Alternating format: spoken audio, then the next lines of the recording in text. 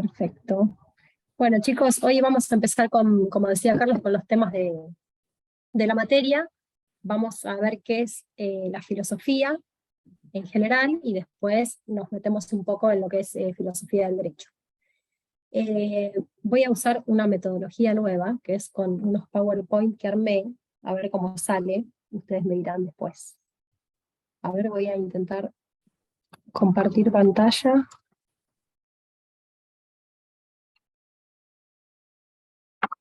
A ver.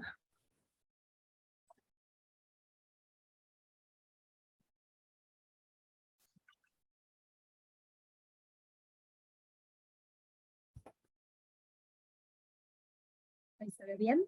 Sí.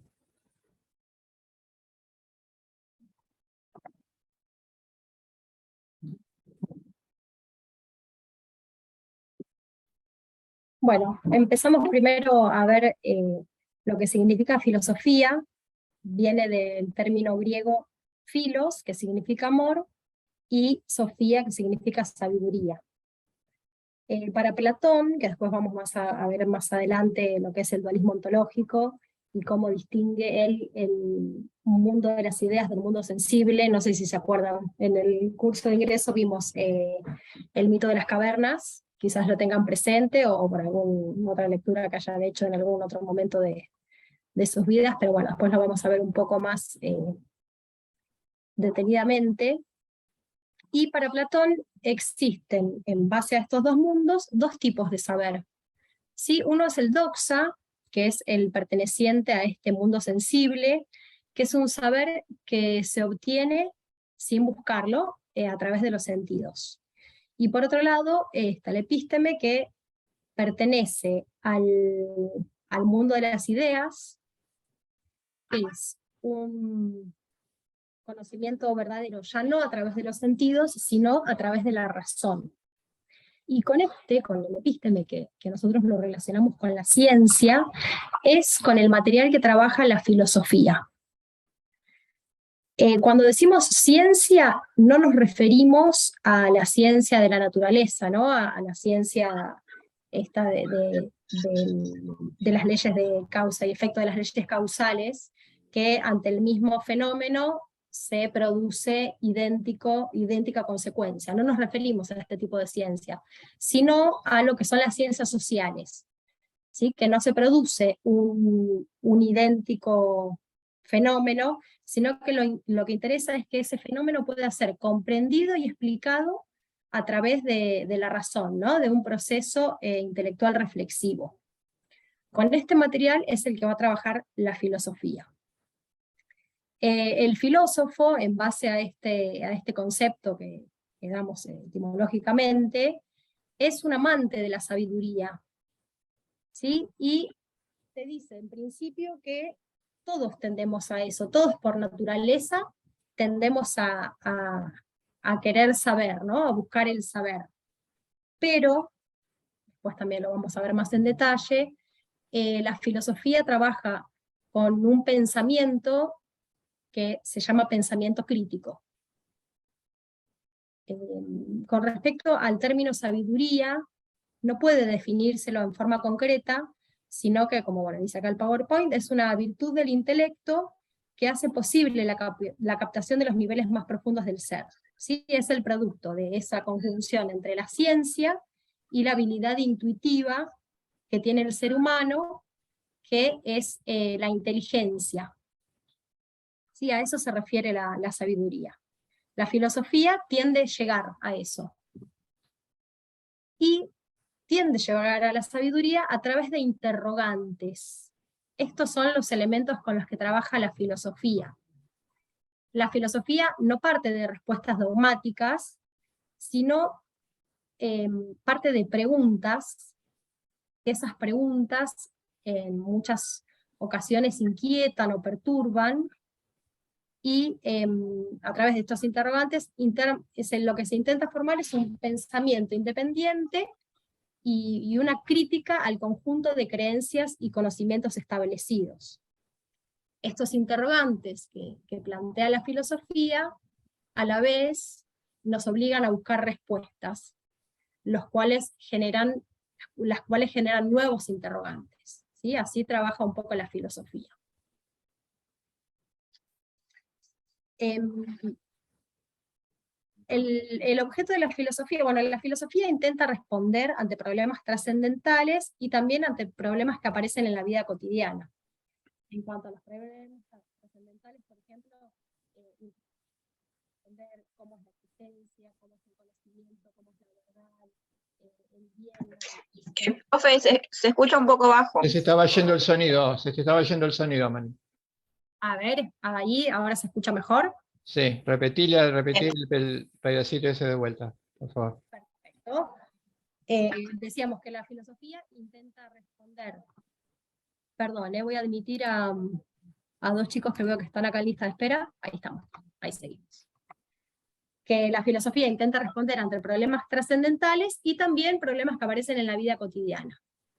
Los problemas trascendentales, por ejemplo, podemos mencionar cómo es la existencia, qué es la belleza, qué es el bien, y esto lo aborda desde argumentos racionales, como decíamos, que son basadas en ideas aceptadas por el conjunto de la sociedad, y no trabaja con aquellos que se llaman argumentos de autoridad, que se basan más en la opinión de una persona con prestigio, ¿sí? Siempre la filosofía trabaja con la razón, con la racionalidad, siempre tiende a ir por ese lado, ¿no?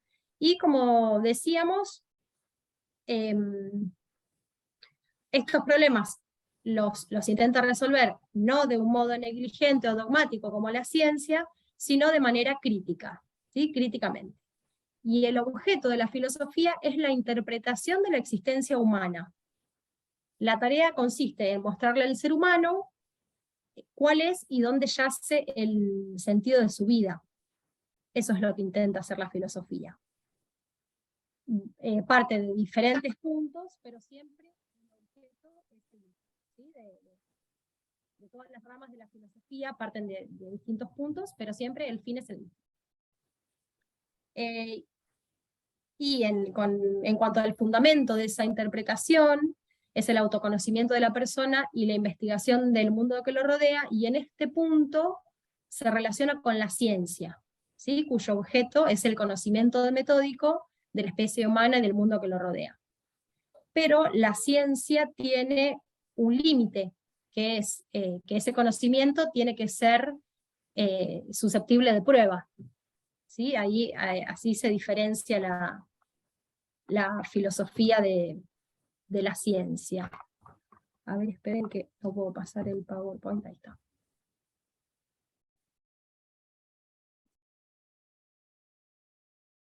Ahí dice, ¿no? Que la ciencia y la filosofía toma como punto de partida esos resultados de la ciencia, por eso se dice que es la madre de todas las ciencias, ¿sí? Seguramente lo habrán escuchado en algún momento, en alguna ocasión, esto de que la filosofía es la madre de todas las ciencias, pero la filosofía tiende a ir más allá, ¿sí? La ciencia es, como decíamos,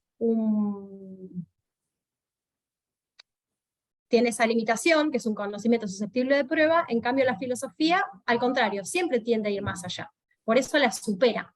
La filosofía se dice que es ambiciosa, ¿no?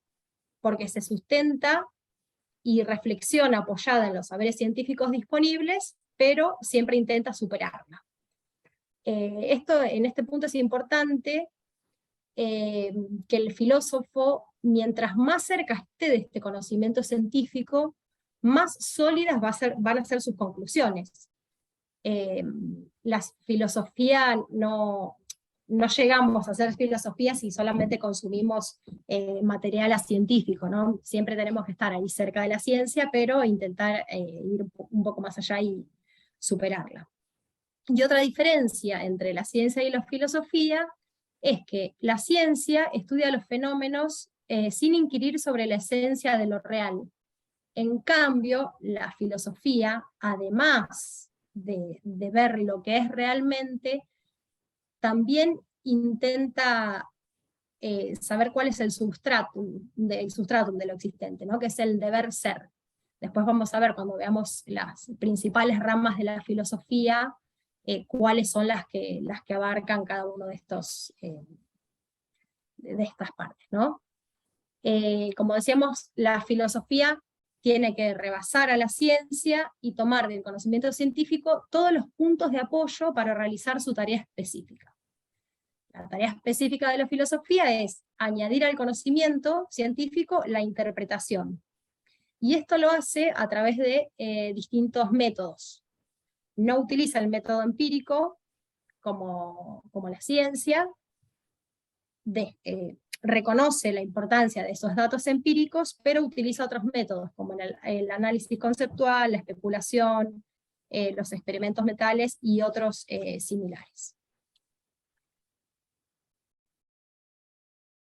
Esto, ayer hablábamos un poco cuando Carlos contaba lo que es como los seres humanos estamos en situación, y acá para realizar dicha interpretación, la situación desde el cual el ser personal se enfrenta con los datos básicos de su existencia es distinta en cada tiempo y lugar, ¿no? El ser humano, como decíamos, es un individuo situado que nace en un momento determinado, en una situación particular, en un lugar determinado, en una clase social. Es distinto si somos mujeres y si somos varones, bueno, nuestra raza. Todas esas condiciones nos llevan a pensar y a reflexionar de una manera determinada, y depende de esa situación la orientación que le damos a nuestras vidas, ¿no? El sentido que les damos a las vidas. Esto hace que tanto la ciencia como la filosofía sea un proceso que sigue evolucionando, ¿no? Porque constantemente tenemos hechos nuevos, diferentes puntos de vista que nos invitan a nuevas reflexiones, que nos aportan distintos hechos de los cuales hay que reflexionar. Entonces dicen que es una tarea que no se agota nunca. Y lo mismo pasa con los saberes jurídicos. Como los saberes jurídicos son producto de la creatividad humana, dependen también de la situación de la persona que los crea, ¿no? La impronta de cada época se nota en las teorías jurídicas. Como contábamos ayer, ¿no? de cómo trajimos todos los saberes jurídicos de Europa, en donde eran una situación determinada de quienes los crearon esos saberes jurídicos, y obviamente que son distintos a hoy, a la sociedad de hoy, con todos los elementos científicos nuevos que tenemos, de cómo fue evolucionando la sociedad, y así tiene que ir evolucionando también la filosofía. No es suficiente lo que aporta la tradición filosófica, como dice ahí, sino que tenemos que seguir, es un proceso de conocimiento que replantea constantemente cosas nuevas.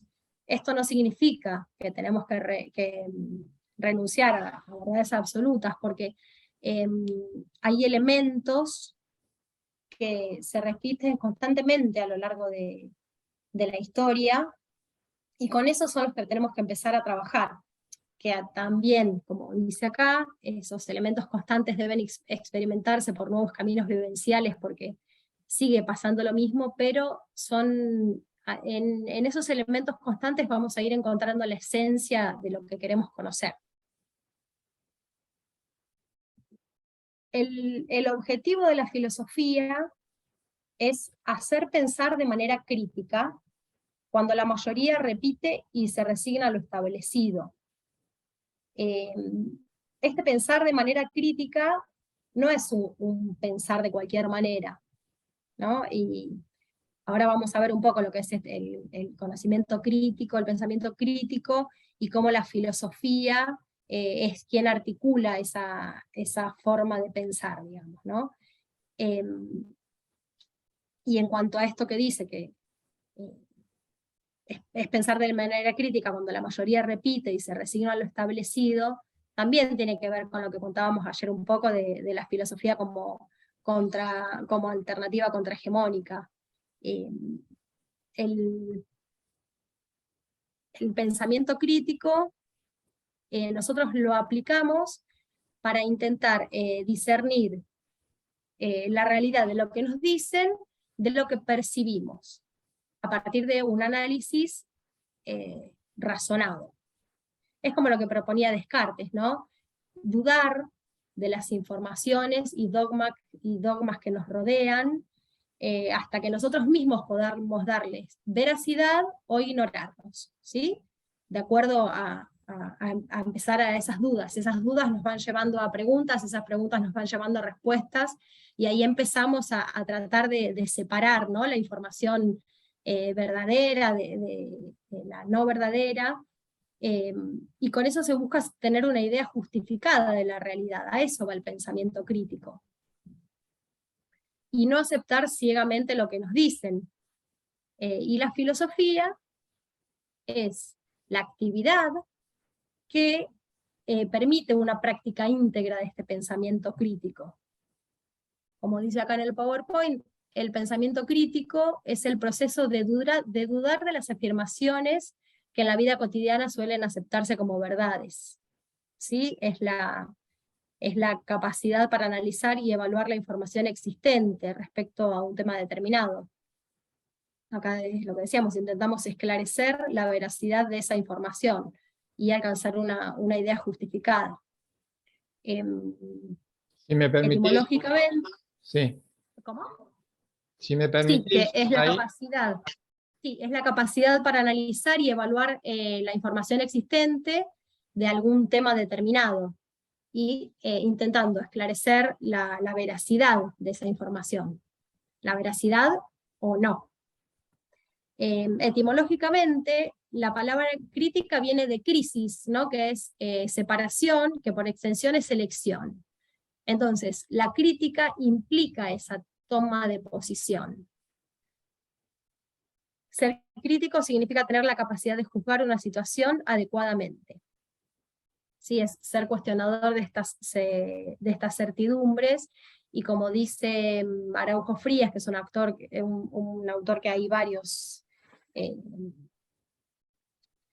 escritos subidos de él en la cátedra que están muy buenos, dice que el filósofo es un transgresor de lo establecido, ¿no?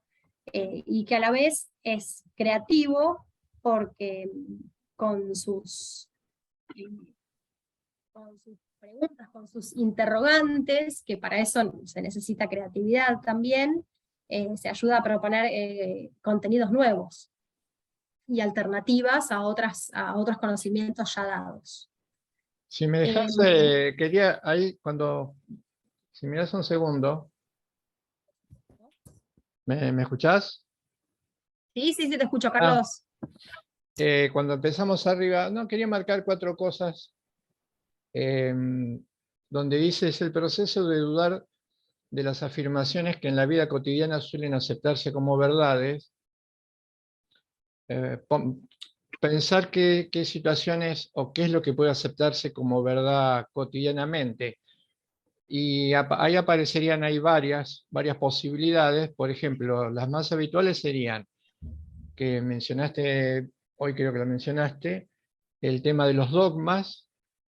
Esa es una aceptación acrítica de determinados postulados. También el autor que indicaste habla de las ilusiones, los prejuicios. Ilusiones tienen que ver con a veces un engaño de la propia capacidad de imaginar del sujeto, los que nos lleva a ver o a proyectar algo que en la realidad no puede darse o no podría darse. Los prejuicios, uno de los grandes enemigos de la filosofía es el prejuicio. Precisamente, si analizamos su propia etimología, es una afirmación previa que no tiene demasiado sustento, o que no tiene sustento. Después también otro tipo de afirmaciones que van en contra de lo que me está contando como lectura crítica. Puede ser un ejemplo muy, muy fuerte, puede ser el pensamiento único, que es una cuestión que se ha instalado, que se viene analizando y tratando de corregir en el último siglo y medio. Pensamiento único es el intento de uniformar sobre ciertas variables, alinear sobre ciertas variables las cabezas de los seres humanos, para que a partir de ese pensamiento único no sea posible pensar otras opciones. Por ejemplo, muy marcado respecto del contexto del que hablábamos el otro día, tiene que ver con el fin de la historia. Una manera de inocular un pensamiento crítico es la de algunos autores que tuvieron mucho éxito a nivel de mercado, de venta de mercado, de marketing, que es el señalar el fin de la historia. El fin de la historia implicaría que la situación en la que vivimos, que ya de alguna manera analizamos o emitimos un juicio crítico, no puede modificarse, lo que resta es mejorarla. Esa es la idea fundamental de pensamiento único. Seguimos con la excelente exposición del Power, Marina. Te corté por eso nada más. Bueno, después vamos por acá, por esta última pregunta, que es muy Perdón, interesante. Que es, disculpe, ¿se le escucha sí. bajo? ¿Puede ser? Hola, ¿ahora se escucha bien? Ahora sí, Ahí, perfecto. sí, ahora sí. Avísenme porque quizás no sé, capaz que me alejo un poquitito y se escucha mal, así que si cualquier Yo cosita te me hago- interrumpen, que repito. Yo te hago una seña, si veo que baja para que... Dale, perfecto. Con respecto a quiénes son capaces de pensar críticamente, la neurociencia, que es la ciencia que estudia el cerebro, dice que todo ser humano está capacitado para pensar, pero el pensar críticamente no es natural del cerebro. Sino pensar críticamente es el resultado de un ejercicio intelectual. ¿Sí? Eso dice la neurociencia. Entonces, para poder pensar críticamente tenemos que trabajarlo como un ejercicio. ¿Sí? A medida que lo vamos ejercitando, como todo ejercicio, ya después nos resulta cada vez más fácil y lo tenemos cada vez más incorporado. Pero nosotros, el cerebro naturalmente tiende a sentarse sobre las verdades, a sentarse sobre lo que nos dicen, ¿no? Es distinto a esto, a dudar como acto subversivo, que voy a volver sobre el texto de Araujo Frías, que a mí personalmente es de los que más me gustan, ¿no? Que pensar supone arriesgar, salir de la seguridad de lo conocido. No hay nada más cómodo, digamos, que sentarse en la vereda de lo conocido, en las verdades establecidas. Lo difícil es dudar y empezar a salir de ese lugar, y cuando intentamos salir de ese lugar, a veces incomodamos. Y Araujo Frías dice que es un acto subversivo porque tiende a alterar el orden. Cuando nosotros empezamos a dudar de lo establecido y abandonar esas certezas, empezamos a alterar el orden, ¿no? Empezamos a cuestionar, a ver un poco qué es lo verdadero, por qué, cómo. Que bueno, acá Araujo Frías también habla de eso, del peligro de cuando nosotros empezamos a dudar de todo, abandonar esas certezas que adquirimos de manera acrítica o por costumbre, como a veces nos podemos quedar sin nada, sin ninguna seguridad. ¿Sí? Porque someter toda la duda para probar su resistencia nos puede dejar con muy pocas certezas o incluso con ninguna. Y a la vez, Araujo Frías también trae dos ejemplos de cómo esto también es peligroso, dos ejemplos históricos, el de Sócrates y el de Hipatía, de Alejandría. Sócrates, que él había adquirido esta discusión crítica como método de vida, él iba por todo Atenas, preguntando todo, cuestionando todo, poniendo todo en tela de juicio. Incluso llegó a molestar tanto a la sociedad que buscaron una excusa para eliminarlo, ¿no? Y terminaron matándolo. Y a Hipatía, que era una filósofa de Alejandría, que empezó a dudar de la cúpula. En ese momento el poder religioso era el más importante, empezó a dudar de todo eso, también fue asesinada.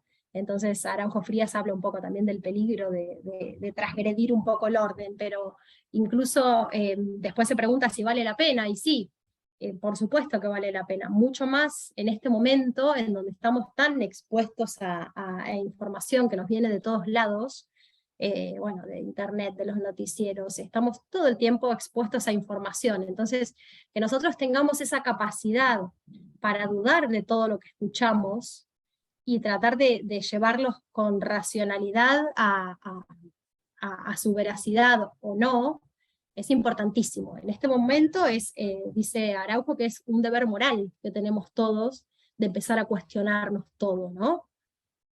Y bueno, que también es la única manera de conocer realmente, y de formar un pensamiento independiente de las cosas.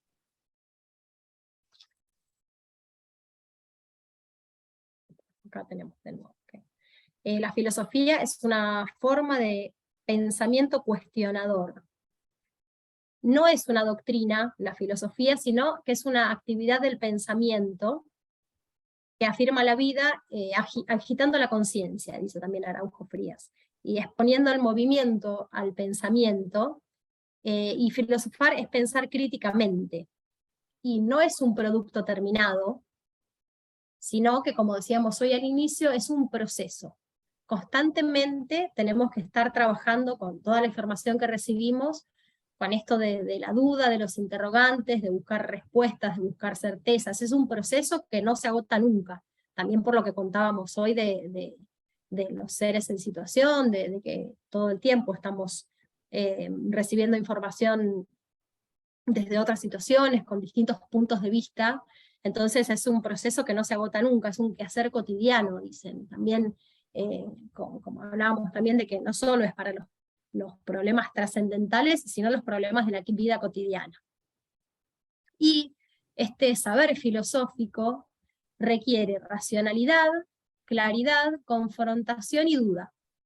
Con respecto a la racionalidad también, venimos hablando desde el inicio que la filosofía tiene que apoyarse no en mitos, por ejemplo, sino en sostenerse en la razón.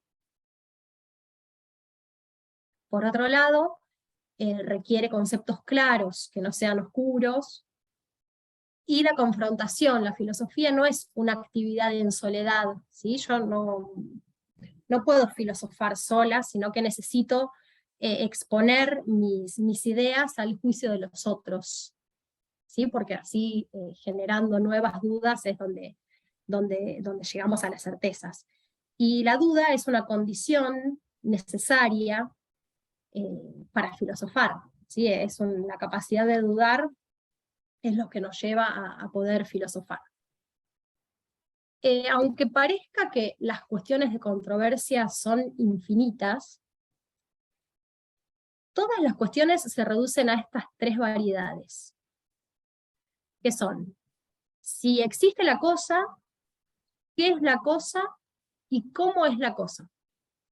Con respecto a todas las dudas que podemos generar en cuanto a una información, siempre caemos en alguna de estas tres preguntas. Y paralelamente, la filosofía las trabaja con estas tres ramas, ¿no?, que vamos a contar ahora. Esto es a modo, un dato nada más de color, no es para que lo estudien en profundidad ni nada, pero bueno, es interesante desde este punto de vista, ¿no? La ontología, que se ocupa de la reflexión sobre lo que existe, su objeto es el estudio del ser y su esencia, es el estudio de lo que hay.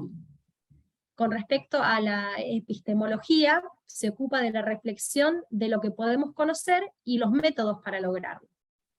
Se centra en el estudio del conocimiento científico. Y por otro lado está la ética, que le corresponde dar razones de cómo y por qué se debe vivir de una determinada manera, ¿sí? Estudia todos los comportamientos humanos bajo las perspectivas de las acciones individuales, lo que es correcto, lo que es incorrecto, la felicidad, la virtud, la moral. Las menciono solamente porque quizás a lo largo de las clases nosotros nombramos ontología, epistemología y ética, y para que tengan un panorama de más o menos de lo que es esto. Son tres ramas de la filosofía general que estudian esto, ¿sí? Pero que después, como cuando veamos bien filosofía del derecho, vamos a ver bien cómo juegan estas tres ramas con el derecho. Por eso se las menciono acá nada más para que lo tengan en cuenta. Ahora sí vamos a ir un poco con la filosofía del derecho, que es lo que nos convoca hoy acá, que es lo que vamos a trabajar a lo largo del curso, y bueno, es otra rama de la filosofía general.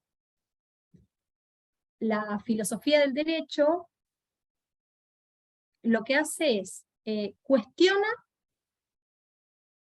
lo que existe en derecho, ¿no? Que eso era la ontología. Pongo acá, así lo pueden ver un poco. Cuestiona lo que existe, lo que podemos conocer, y lo que debe hacerse, pero teniendo en cuenta la convivencia social de los hombres, ¿no? Solamente el derecho. La filosofía del derecho es la adecuación de estas tres disciplinas al conjunto de saberes jurídicos. Ahí volvemos. Es la reflexión crítica y ordenada de la naturaleza del derecho, intenta responder qué es el derecho, sobre lo que podemos conocer en derecho, cómo conocemos al derecho, y sobre cómo se debe orientar la práctica jurídica, o sea, cómo se debe aplicar el derecho. Ahí están estas tres ramas. El objeto de estudio es el derecho. Esa es la gran diferencia con la filosofía general. La filosofía general lo que intenta es interpretar al ser humano en su totalidad, en cambio la filosofía del derecho solamente intenta interpretar al ser humano en base a los órdenes jurídicos que se da, al orden social que se da a sí mismo. ¿Sí? Está acotado la filosofía del derecho solamente a esa parte, a ese aspecto del ser humano. La tarea específica de la filosofía del derecho es establecer un enlace entre el orden jurídico y la filosofía, que es la interpretación del ser personal. La filosofía del derecho tiene un papel de mediadora, ¿sí? Intenta descubrir esa articulación entre el orden jurídico y el ser humano y el mundo que lo rodea. Eso es lo que vamos a tratar de hacer acá a lo largo de las clases. Y piensa el derecho de manera crítica. Como venimos diciendo, hoy es también de suma necesidad llevar al derecho también a este plano del pensamiento crítico. Es fundamental porque nosotros trabajamos con un valor esencial que es la justicia. Entonces es importantísimo que tengamos esa capacidad para poder salir de la barrera de lo conocido, de lo que nos dicen, para poder realmente saber si una ley es justa, si es en base al derecho. Es importantísimo para el operador jurídico trabajar de esta manera crítica.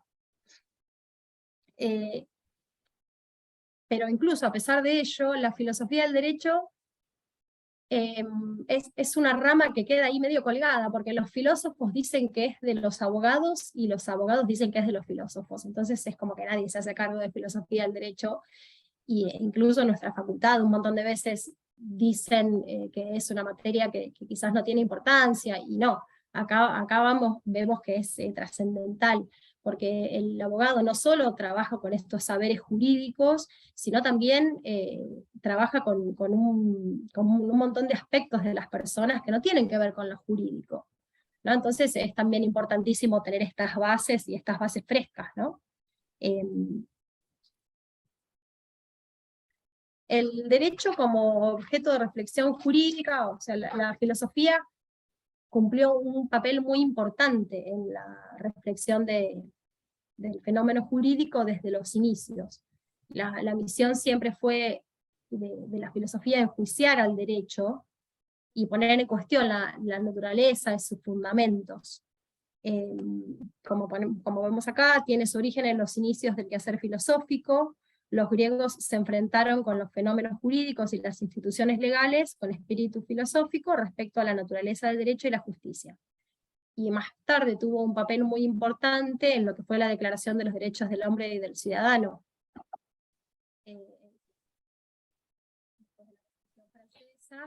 Que sirvió como base para todas las constituciones, ¿sí? esta declaración de los derechos del hombre y del ciudadano surgen de fundamentos filosóficos de Voltaire, de Rousseau. Entonces el derecho como objeto de reflexión jurídica estuvo a lo largo de los años y bueno, sentó bases tan trascendentales como esto, ¿no? Las bases de todas las constituciones de todo el mundo. Como decíamos recién, el pensamiento crítico debe acompañar al abogado en su tarea cotidiana, porque se juega con uno de los valores más importantes sobre el cual se sustenta la sociedad, que es la justicia.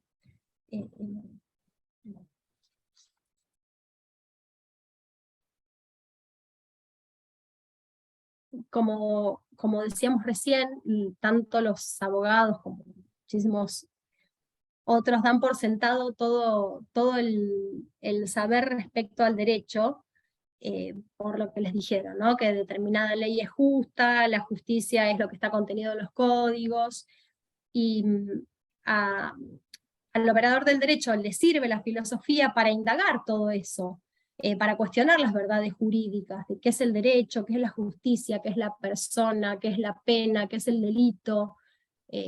Todo eso se trabaja a través de la filosofía. Como decía Carlos ayer, que él mencionaba con lo de la teoría pura del derecho, ser experto en derecho no es memorizar nada más los códigos. ¿Sí? Eso es útil para realizar trámites administrativos, como dice Araujo Frías, sino el abogado lo que necesita es pensar y recrear todos esos contenidos legales que conoce y aplicarlos a hechos reales, a problemas reales. A la vez, la crítica al abogado le permite detectar ambigüedades, previendo diferentes alternativas, y construyendo argumentos sólidos de todo lo que hace dentro de la abogacía, ¿no? Los pilares de la filosofía del derecho, y con los que vamos a trabajar a lo largo del curso, son el ser personal, que lo vamos a trabajar en la primera parte, como decíamos, no podemos estudiar filosofía del derecho sin estudiar un poco la filosofía general, porque el ser personal es el creador del derecho y es para quien está destinado. ¿Sí? Entonces vamos a trabajar toda la primera parte con lo que es la persona, y después vamos a trabajar con el derecho propiamente dicho. La dificultad que tenemos con la filosofía del derecho, que es que, como toda filosofía, debe proceder superando a la ciencia que se ocupa del conocimiento del derecho. Pero ¿cuál es la ciencia sobre la que los filósofos del derecho tienen que apoyarse? No hay una ciencia específica del derecho, sino algunos puede decirse que es la jurisprudencia, ¿no? Pero no es apta la jurisprudencia para ser disparador de pensamiento filosófico. Lo que la filosofía necesita es una ciencia general del derecho que hoy no existe, ¿sí? Lo que necesita es una ciencia del derecho como fenómeno de la vida social, y eso hoy no existe. Entonces, la filosofía del derecho tiene una doble tarea: hacerse de una ciencia general del derecho, y después filosofar acerca de ella. Nosotros hoy lo que tenemos es una ciencia del derecho positivo, en la cual no nos sirve para trabajar en esto. Lo que va a intentar hacer la filosofía es elaborar un fenómeno del derecho explícitamente como fenómeno social, buscando esos contenidos esenciales de los que hablábamos hoy. Entonces, cuando vaya captando esos contenidos esenciales, va a poder ahí empezar a trabajar. Y esos contenidos esenciales los puede conseguir explicando un tipo ideal de orden jurídico, que es lo que debería ser, que también lo vamos a trabajar en el curso, ¿sí? Como orden social. Acá hay un cuadro que marca las diferencias entre la ciencia del derecho y la filosofía del derecho. La ciencia del derecho estudia el derecho con respecto a la vida jurídica, en cambio la filosofía del derecho estudia el derecho con respecto a la vida social. La ciencia del derecho busca respuestas a un problema específico, y la filosofía del derecho busca respuestas universales y abstractas. Ahora vamos a ver un poco cómo es esa diferencia. La ciencia del derecho busca resolver lo que es y lo que existe, por eso se dice que la ciencia tiene un carácter explicativo. En cambio, la filosofía del derecho busca lo que es y lo que debería ser, por eso se dice que tiene un carácter normativo. Y la ciencia del derecho estudia lo que sucede en un determinado tiempo y lugar, como es una determinada ley, por ejemplo, y en cambio la filosofía del derecho busca trascender esas fronteras políticas y bueno, no tener ni tiempo ni lugar. En cuanto a las conexiones de la ciencia del derecho y de la filosofía, comparten al derecho como objeto de estudio, y cuando el dogma o el ideario de filosofía cambia, eso va a la ciencia jurídica para que la sistematice, digamos. Cuando a través de la filosofía se cambia un ideario, vuelve a la ciencia jurídica, que a la vez genera nuevas bases para comenzar de nuevo un pensamiento filosófico acerca de eso, ¿no? Es lo que hablamos un poco de cómo va evolucionando la ciencia también.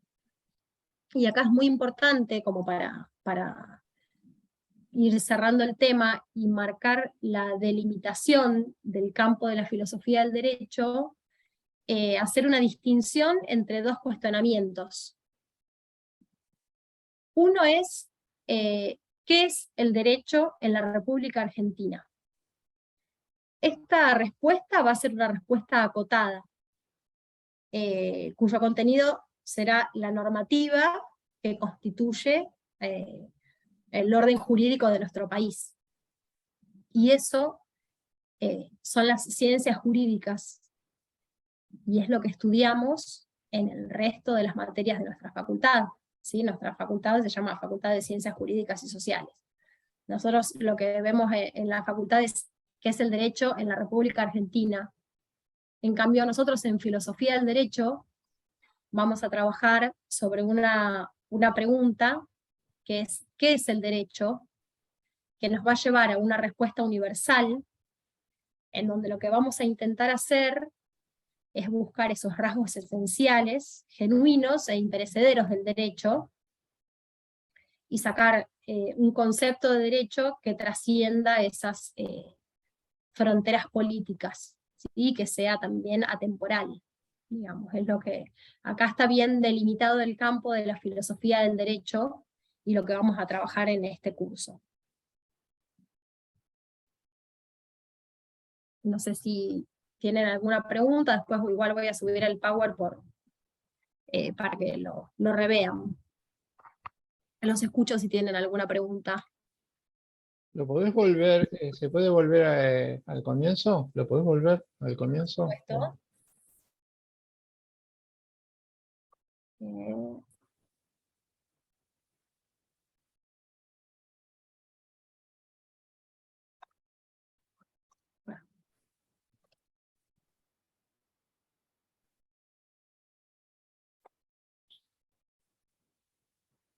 Ahí está.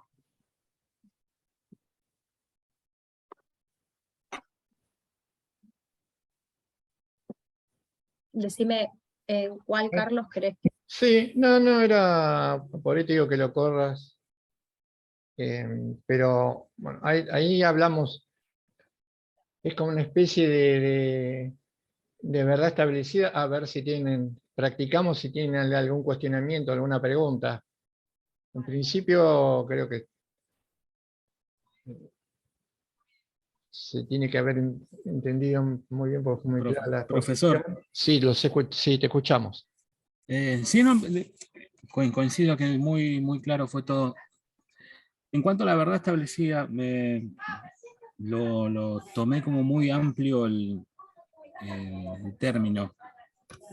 ¿Verdad establecida en cuanto a paradigmas de distintas ciencias, o verdad establecida en qué aspecto?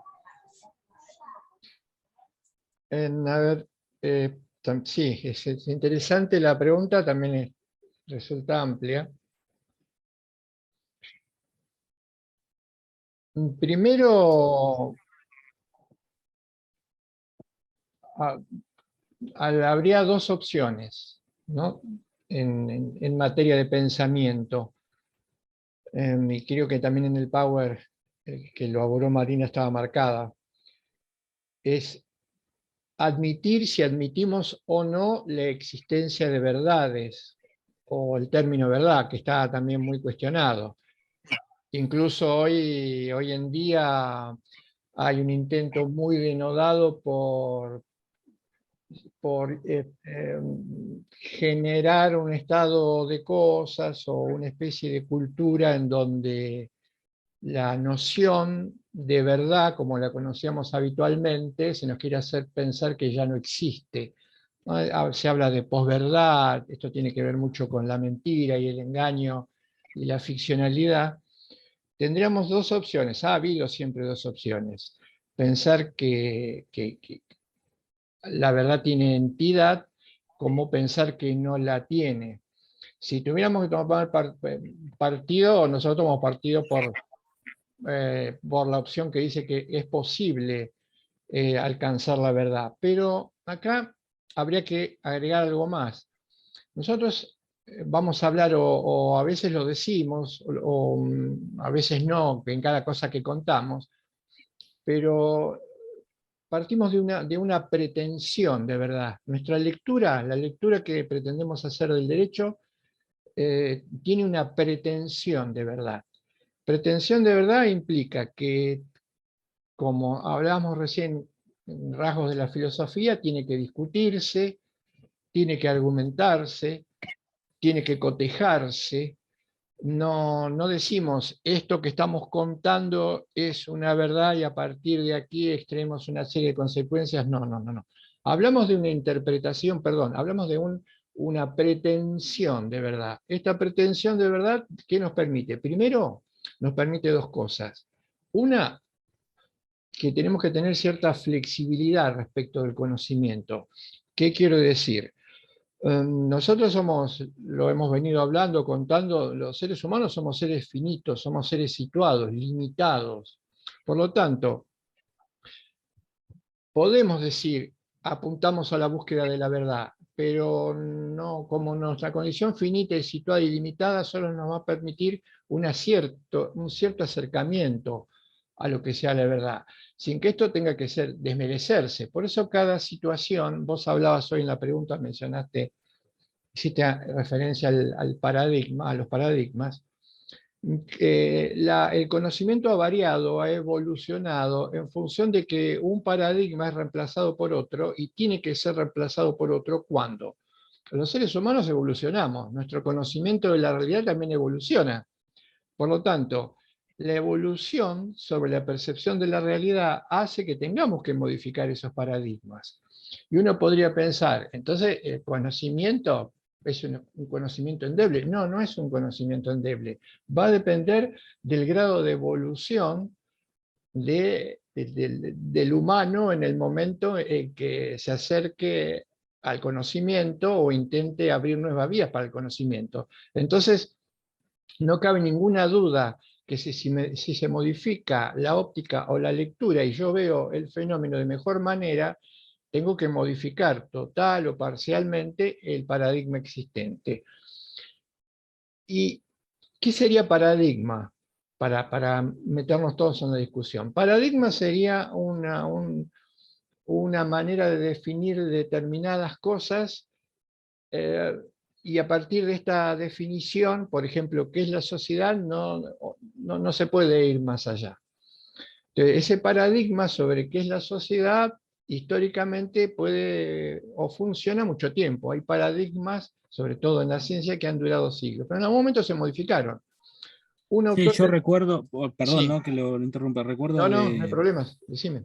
de pensamiento científico, un acercamiento al concepto de paradigma, que era una verdad, entre comillas, verdad, ¿no?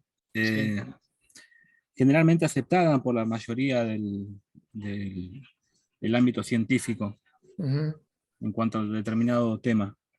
¿Puede ser? Ese es el concepto de Kuhn. Tomás Kuhn, que tiene un libro muy interesante sobre la ciencia, la evolución de la ciencia, y algunos le atribuyen a Kuhn haber sido un poco el que modeló el concepto de paradigma, pero hay una idea muy importante que en algún momento de la historia no se conoció, no se suponía, que lo que los científicos dicen que es cierto es el resultado de ponerse de acuerdo sobre lo que pueden leer o conocer de la realidad y con los instrumentos que tienen en ese momento. Quiere decir, hoy nos ponemos de acuerdo porque tenemos un lente para mirar la realidad, y entonces un hormiguero, metemos el lente, el microscopio que tiene determinada potencia, y lo metemos en el microscopio y vemos que que el hormiguero está compuesto de varios canales. Entonces nos ponemos todos de acuerdo. ¿Aceptamos esto? Los que investigamos las hormigas. ¿Aceptamos esto? Sí, lo aceptamos, pero de alguna manera estamos sabiendo que si podemos mejorar el lente, aumentar el aumento, generar la posibilidad que el aumento alcance límites casi pocas veces imaginables, vamos a poder confirmar lo que habíamos dicho sobre el hormiguero, mejorarlo o cambiarlo. Fijémonos, por ejemplo, respecto de esa famosa discusión, ese cambio de paradigma sobre si la Tierra giraba alrededor del Sol o a la inversa, o los planetas, bueno, que implicó un cambio de paradigma en la ciencia. Es lo que se conoce en ese momento, con los medios para conocer que se tienen en ese momento, pero a sabiendas de que esto puede cambiar, puede mejorarse. Si salimos de la ciencia y salimos de esta idea de paradigma y nos ubicamos en el conocimiento ya más amplio, no solamente el conocimiento científico, el conocimiento filosófico, la narrativa, etc., tenemos que darnos cuenta que también funciona de esta manera. ¿Hay una verdad? Vos hoy habían planteado, ¿hay una verdad? Sí, hay una verdad. El problema es que los mecanismos que tenemos para acercarnos a esa verdad van a ser y serán mejores, pero siempre parciales, por nuestra propia condición finita. Por eso es que tenemos que hablar de pretensión de verdad. No hay una verdad, por supuesto, que ya esté, que se haya dado, que se haya consolidado y que no puede ser modificada. Que teníamos que ver, esta es la idea que pretende instalar el pensamiento hegemónico. ¿Por qué? Porque si el pensamiento hegemónico instala una supuesta verdad que dice que la manera de conducirse la sociedad es la que hoy tenemos, globalización, etcétera, etcétera, no podemos superarla, sino tratar de mejorarla un poco, pero no podríamos cambiarla. Por eso este es uno de los riesgos del pensamiento único. Esto es pensamiento único. Entonces, ¿hay una verdad sobre el hombre? ¿Hay una verdad sobre lo jurídico? Sí, la hay, pero solo podemos acercarnos de una manera provisional. Insisto, lo que se modifica, adelantemos un ejemplo que después vamos a ver, pero que ya lo podríamos dar. La famosa discusión sobre la justicia, incluso Marín hizo alguna referencia a la justicia. Si hacemos un corte a lo largo de la historia, uno podría decir, y la justicia es un concepto muy controvertido, no planteemos la verdad de la justicia. ¿Por qué no podemos plantear la verdad de la justicia?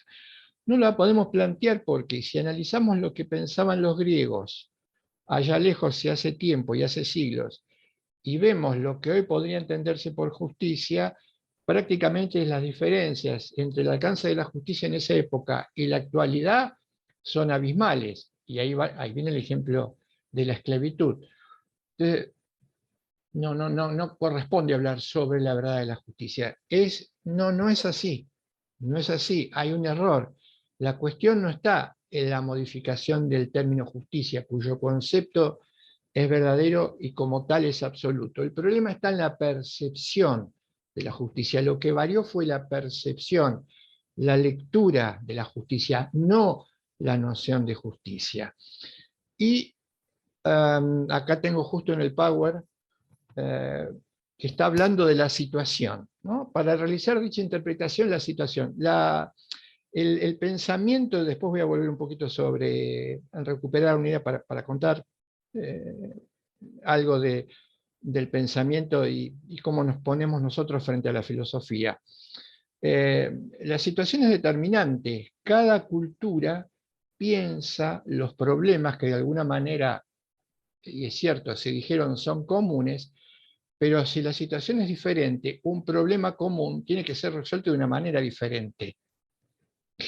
El mismo problema, la misma necesidad, no puede ser resuelta, aunque la sufra el griego de la época de Sócrates, que la necesidad que podemos sufrir hoy por un ser humano en el siglo XXI. ¿Qué tiene de común? La necesidad, pero la situación hace que la respuesta tenga que ser necesariamente diferente o distinta. Por lo tanto, la necesidad que tendría hoy alguien situado en algún lugar del planeta, pongámosles entre comillas, en una situación opulenta, es decir, inventemos que le sobre el agua, que le sobre el alimento, que le sobre el trabajo, no es la misma que puede enfrentar alguien en el continente americano, en alguna zona desprotegida, respecto a esa misma necesidad.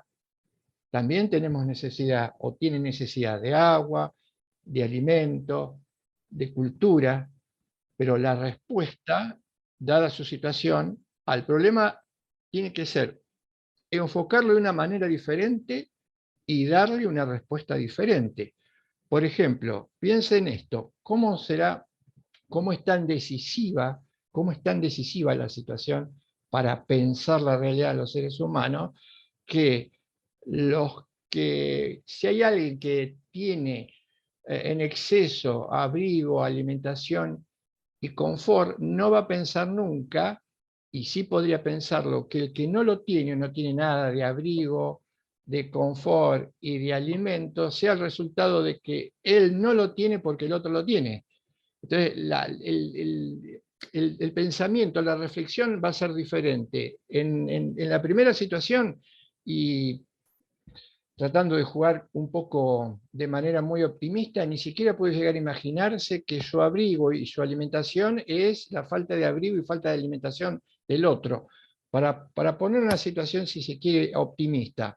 Mientras que si yo soy capaz de darme cuenta que mi hambre, mi sed, mis carencias son el resultado de que mi hambre, mi sed y mis carencias las está teniendo, las está tomando otro y me correspondería. La situación es fundamental.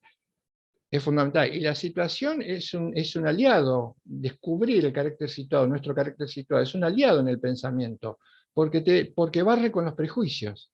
Cuando nosotros pensemos una manera de barrer con los prejuicios, es descubrir que la situación en la que nos encontramos involucrados no es la misma situación en la que se encuentra involucrado alguien que está parado en este mismo, sentado, en este momento, en este mismo lugar, pero dando vuelta, la famosa globalización, damos vuelta al globo terráqueo, y está también sentado, pero invertido, no es la misma.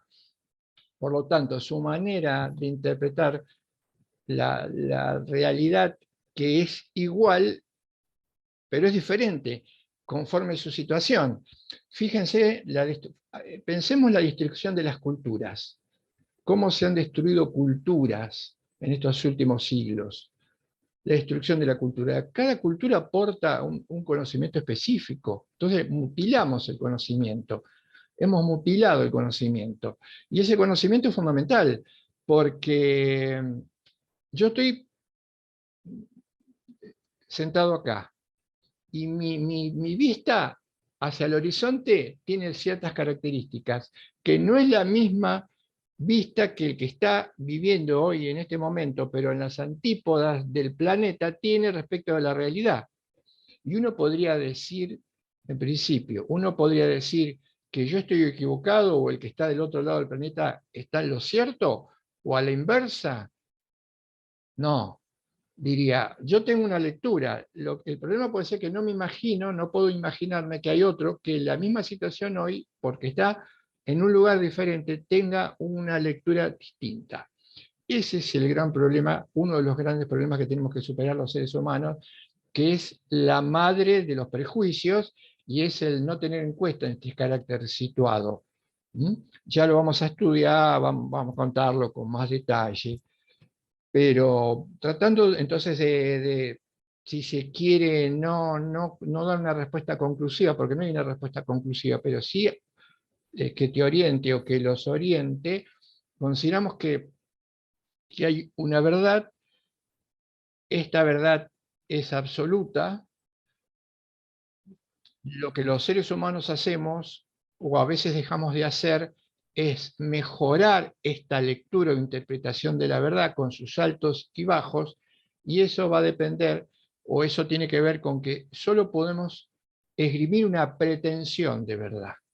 Esta pretensión de verdad, por supuesto, puede ser sólida, adecuadamente fundamentada, pero mañana puede cambiar, mañana puede variar, mañana puede mejorar, podría llegar a estabilizarse, pero no podríamos volver hacia atrás. ¿Mm? Y no hay ningún problema en considerar que esto es el resultado del acuerdo, olvidémonos de la comunidad de científicos, de la que hablaba Kuhn, y de la ciencia, y que la comunidad de científicos se ponía de acuerdo en que la verdad sobre algo hoy era esto y mañana podía ser otra. Ampliemos la idea, ampliemos la idea. Nosotros tenemos que buscar que la comunidad, que toda la comunidad, todos los pueblos, todas las culturas se pongan de acuerdo en una pretensión de verdad hoy, que mañana puede ser diferente y distinta, pero que además contemple su propia realidad, contemple su propia idiosincrasia. Ahí tenemos mucho que pensar, muchísimo que pensar, porque desde ya les adelantamos, en todas las cuestiones que tienen que ver con el conocimiento y en particular en el derecho y en la ciencia, los conceptos con los que leemos la realidad, la mayoría o la casi totalidad no los hemos incorporado críticamente y como decía bien, como bien contaba Marina, nos limitamos a hacer nada más que una mera repetición de lo que otros han pensado. Este es un problema importante para abrirnos, para tratar de llegar a una pretensión de verdad sobre el objeto que investigamos, que es el derecho, que sea más, lo dije, me pareció muy importante lo que decía este pensador respecto del científico. Si tenemos la pretensión de ser científico, ¿no? Que era algo que desvelaba Kelsen, ese deseo de convertirse en un científico. No podemos dejar de señalar que además de ser científicos, tenemos que ser científicos políticos, porque lo que pensemos, desde donde lo pensemos y nos sirva para algo, va a tener que ver con la lectura de nuestra propia realidad, de nuestra propia situación. Si no, un científico que no es político está desconectado de la realidad, y un político que no pretenda ser científico está también desconectado de la realidad. Uno, porque la teoría no puede llevarse a cabo sin la praxis. Necesariamente están absolutamente ligadas. Y por otro lado, la praxis, la acción, la modificación, sin una teoría que lo sustente, también nos lleva al fracaso. Espero haber, entonces, contestado provisionalmente, qué queremos decir con una verdad establecida. Piensen hoy marcamos, piensen en la idea de dogma. ¿Qué es dogma? Dogma es, miren, gente, las cosas son así. Ya se dijeron de esta manera y están encerradas acá. Y ya no puede decirse más nada. Habrá interpretaciones, variaciones, pero no hay posibilidad de entender las cosas como lo que nos dice el mismo dogma. Ahí hay un problema enorme, una discusión enorme. Quería porque lo valió la pregunta, fue muy interesante, y quería ir un poquito más atrás, y algo más simple, ¿no? ¿Cómo conectamos? Una preocupación muy grande, que es cómo conectar, tal vez la tenga porque nunca me dieron una explicación que sellara cerrara un poco este vacío. Y es la siguiente. Por ejemplo, yo tuve como muchos, muchísimos, tuvimos un acercamiento a la filosofía, lo que un filósofo muy importante, se llamó Kant, decía, una aproximación escolar a la filosofía. ¿En qué consistía esta aproximación escolar a la filosofía? Que filosofía implicaba estudiar muchos autores, muchos nombres difíciles, porque los griegos, a pesar de que no habría, por ejemplo, si yo comparo un apellido alemán muy extenso con un nombre griego, tal vez me sea más fácil, sin dejar de ser difícil, retener el nombre griego, Anaximandro, Anaximanto, Empédocle, que un nombre alemán. Sí. Pero, ¿qué se nos enseñaba? Se nos decía, Anaximandro, cuando explicó el origen del mundo, dijo que había 4 factores: tierra, aire, fuego, Luego pasamos a otro. Después viene de Protágoras, que dice 2, 4 líneas de Protágoras. Después pasamos a un filósofo tal, Kant, que dice tal y cual cosa. Después pasamos a otro, a John Locke, que dice tal. Era un muestrario de pequeñas definiciones de sectores que ¿a qué nos obligaban? Primero, a no entender demasiado ese fragmento, porque todo lo que se saca de contexto pierde fuerza, la cantidad, la dificultad del texto, y después que ¿cómo lo metí en mi existencia, en mi vida, en mi realidad? Eso llevó a que uno tuviera el común tuviese cierta aversión, no digo que hoy no la siga teniendo, tal vez hoy la siga teniendo, aunque la enseñanza de la filosofía ha mejorado mucho, cierta aversión al término filosofía. ¿Qué es la filosofía? La filosofía, tenés que estudiarte muchos autores difíciles y 5 cosas que por ahí capaz que ni siquiera entendés. Es inútil. Algo muy bien remarcó Marina en esa discusión. ¿Es útil o es inútil la filosofía? No es útil ni inútil. Hay una mujer que piensa, que dice, no es ni útil ni inútil, forma parte de nuestra propia existencia y de nuestra propia realidad. Es decir, no se puede. Bunge, que era un filósofo muy importante, Mario Bunge, argentino, él decía sobre la filosofía, la podemos negar, pero aunque la neguemos, la filosofía va a estar siempre presente en nuestra propia vida. Si podemos negarla, no como tantas cosas, la negamos, por el hecho de que la neguemos no es que esté, sigue estando. Y yo diría esto como crítica a aquellos que desmerecen la filosofía. No, por supuesto que hay una intencionalidad en todo esto, ¿no? Como hay una intencionalidad en que la gente no piense, o que la comunidad, que el pueblo, que cada uno de nosotros no piense críticamente. Hay una intencionalidad, nada es casual. Diría, podemos negar la filosofía, sin embargo, negarla es hacer filosofía. Lo que pasa que es hacer mala filosofía. Solo podemos negar, pero el negarla implica un ejercicio de pensamiento, y este ejercicio de pensamiento también, si el pensamiento crítico de filosofía, la filosofía no desapareció, pero ojo, es una mala manera de hacer filosofía. ¿Cómo la conectamos con nuestra propia realidad? Nosotros queremos transmitir esta idea. Todos los que estamos acá podemos pensar, pero pensar críticamente o pensar filosóficamente es diferente. Pensar filosóficamente o pensar críticamente o reflexionar no es algo natural. Es algo que requiere muchísimo esfuerzo. Pero insisto, todos los que estamos acá estamos dotados de una u otra manera con nuestras singularidades, somos capaces de llevar esto adelante. Y es fundamental que lo sepamos hacer, que lo ejercitemos, que lo podamos hacer.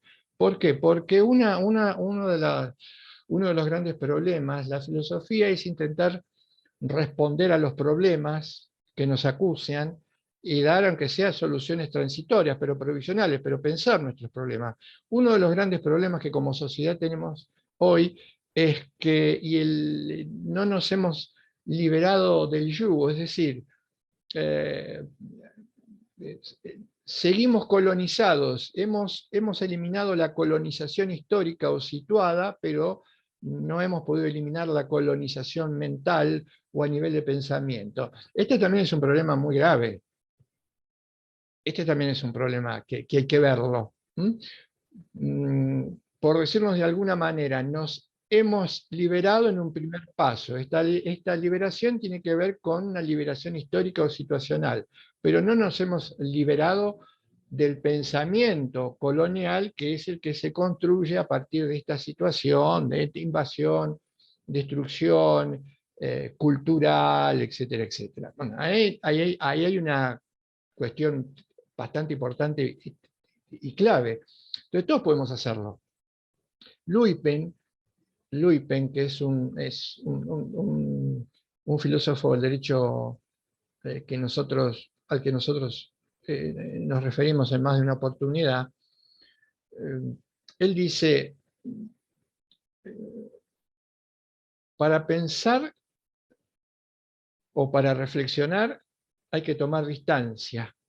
¿De qué? Tenemos que tomar distancia de la experiencia de vida, la experiencia que vivimos, de lo que hacemos. Entonces él dice, filosofía o reflexión es pensar, tomar distancia acerca de aquello que vivimos cotidianamente. A mí me parece un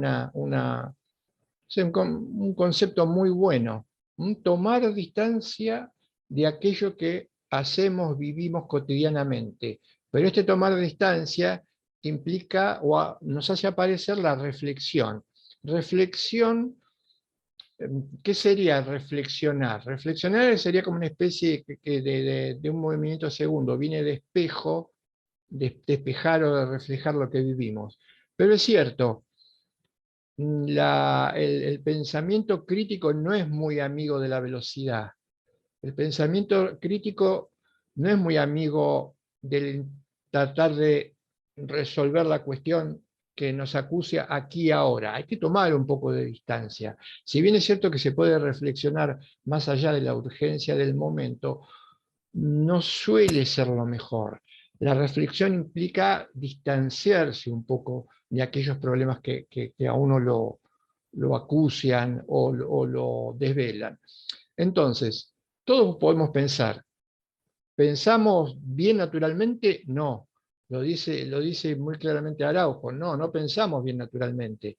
Para pensar críticamente tenemos que hacer algún movimiento. Y hoy, en el momento de la charla, cuando hacíamos la diferencia entre ciencia y filosofía,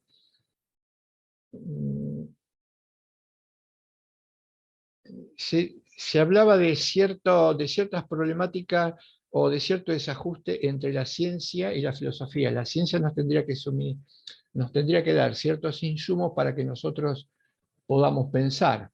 Pero también es cierto que la ciencia, se dice en el PowerPoint, no le da al derecho, no le da al jurista todo lo necesario para resolver los problemas del momento, de su situación. ¿Por qué pasa esto? Fíjense, ciencia del derecho. ¿Qué es la ciencia del derecho? Con la ciencia se dice describimos y explicamos. Describimos y explicamos. ¿Qué describimos y explicamos? El ordenamiento jurídico vigente, el sistema jurídico vigente, el marco jurídico positivo, el derecho positivo vigente, todas las referencias o todas estas denominaciones apuntan a lo mismo. En nuestro caso, que tenga que ver con la República Argentina. Acá hay una primera pregunta. acá hay una primera pregunta, que después nos podemos ejercitar en si la podemos responder o no. Cuando nos cuentan durante 6 años cuál es el derecho positivo vigente, o el ordenamiento jurídico vigente, o el marco jurídico, o el estado de derecho vigente, nos están explicando y describiendo el derecho, nos están ayudando a interpretar el fenómeno que consiste en simplemente explicar y describir un sistema o un derecho positivo vigente. Nos están interpretando esto a la luz del derecho. Esa es una pregunta clave. ¿Por qué digo que es una pregunta clave? Porque tal vez si yo me convenzo de que el derecho no es más que lo que se encuentra establecido en el ordenamiento, en el sistema jurídico o en el derecho positivo vigente, entonces sí, y sin darme cuenta, abone aquella descalificación de una parte de la teoría sobre el derecho que dice el derecho no es más que la convalidación del status quo existente, y esta convalidación del status quo existente siempre tiene que ver con una correlación de fuerzas, y en esta correlación de fuerzas los que mandan o predominan, someten y dominan a los otros, a la mayoría, y de alguna manera esta legitimación implica que quien está en la pirámide de esa correlación de fuerzas, básicamente la mayoría, como dominados, no tenga más que aceptar, aún por fuerza del argumento de autoridad, que esto sea el derecho. Y ahí ya han ganado la batalla. Ahora, una cosa es la legalidad. Voy a introducir este término. Estuve pensando y me parece que para entender bien el derecho hay que dividir aguas. Tenemos la legalidad. ¿Qué es la legalidad? La legalidad es precisamente el marco jurídico vigente. ¿Y qué se dice de la legalidad? Por ejemplo, en punto a la justicia, se nos dice desde el punto de vista o desde la lectura hegemónica, que nosotros estamos tratando de socavar, de subvertir, nos va a llevar muchas clases, haremos el intento. ¿Qué nos dice la legalidad? La legalidad nos dice, hay que aceptarla porque es justa, pero lo justo está en función de que lo determina la legalidad dominante. Vuelvo con la idea. La legalidad, marco jurídico vigente. ¿Por qué tengo que aceptar la legalidad, marco jurídico vigente? Se nos dice, ¿por qué es justa? ¿Y por qué es justa? ¿Porque hay algo justo previo a la legalidad? No. Lo justo es lo que la legalidad determina. Fíjense que acá hay una inversión. Hay lo que muchos autores llaman una inversión, que después se va a trasladar a la idea de inversión, por ejemplo, de los derechos humanos. ¿Cómo es justo lo que la legalidad determine? ¿Escucharon alguna vez la frase, ya que estamos tratando de hacer este ejercicio de espiriticismo? Pues no sé si nos va a llevar a algún lado, esperemos que sí. ¿Escucharon la frase, la ley es la ley? Y si no escucharon la frase, si no escucharon la frase como positiva, no como fuerte, como ojo, la ley es la ley, o aquella frase que ya no tanto estaba en un texto, sino muchas veces declamada, hay que cumplir la ley. No podemos dejar de cumplir la ley. Una sociedad que no cumple la ley está pa. Revisemos un poquito esto. Hagamos algún ejercicio de esto, porque yo esto lo he escuchado y no hace mucho. Una cosa es lo que uno pueda leer, por ejemplo, puedo leer, como he leído, ya les conté, ya les dije, algún libro de filosofía del derecho escrito hace siglo y medio atrás, donde esta frase está presente. Y otra cosa es escucharlo y tener memoria de que lo he escuchado. Y lo he escuchado muchas veces. Me parece harto peligroso. ¿Cómo es eso de que si lo establece y lo dice la ley, hay que cumplir? Ayudémonos de las nociones de nuestro amigo Araujo Frías, que ha echado mano a la neurociencia. Ustedes saben, la neurociencia, hoy dijimos algo, es una de las ciencias, ciencia cognitiva se llama, más importante, con mucho auge, y trabaja con cuestiones que tienen que ver con el cerebro y la mente, lo que en algún momento se hablaba de alma, espíritu. Bueno, hoy hablamos de mente y cerebro. Sin meternos demasiado en esto, podemos usar indistintamente el término mente y cerebro. Como también lo dijo, el término, el cerebro, como lo dijo un poco, lo contó un poco Marina, yo voy a redoblar la opuesta, aunque bueno, tal vez no sea muy académico. El cerebro es Aragán. Nuestro cerebro es Aragán. Por eso fíjense, perdónenme que me vaya, por eso dicen, ¿qué nos dicen cuando nosotros, por el transcurso del tiempo, nos damos cuenta que empezamos a perder ciertas facultades cognitivas? ¿Qué nos dicen? Hay que engañar al cerebro, hay que hacerlo laburar al cerebro, porque el cerebro vive instalado en el confort. ¿Y qué nos dicen? Y lo primero, tenés que acicatearlo al cerebro. Un ejercicio. Hacer cosas que haces habitualmente, pero de una manera diferente. Un ejemplo claro, que a mí en su momento me pareció que no tenía mucha relevancia, pero en realidad tiene mucha relevancia. ¿Qué cosas haces todos los días? Y todos los días me baño. Y además, cuando te bañas, ¿qué haces? Y me lavo la cabeza. ¿Y qué haces cuando te lavas la cabeza? ¿Cómo que hago? ¿Me pongo shampoo? Bueno, ¿y cómo? ¿Con qué mano? Con la mano derecha.